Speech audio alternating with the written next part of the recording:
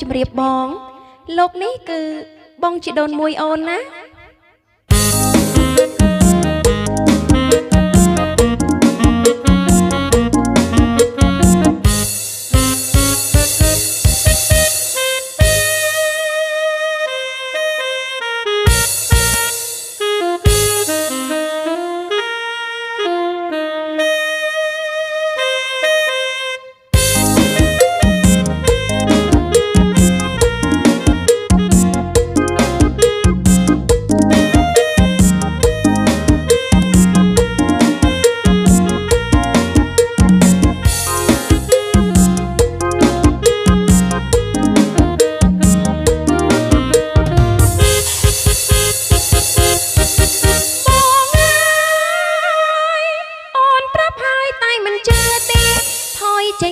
កុំរងើក្បែរអូនប្រយ័ត្នអូនលែងគោរំប្តីឃើញភ្ញៀវអូនមកត្រូវរៀបចំញញឹមឲ្យសមព្រោះអូនទឹកមកជាប្តីបើបងធុញត្រន់ឬមានផ្លូវឬចង់លេងបើមិនថាអីព្រោះប្តីមិនយល់ចិត្ត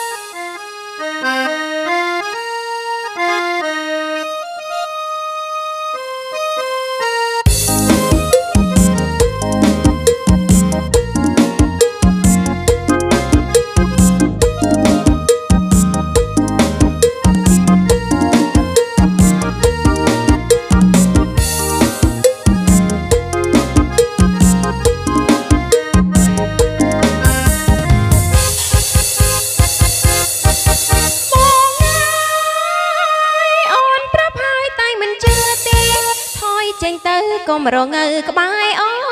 នប្រយ័ត្ន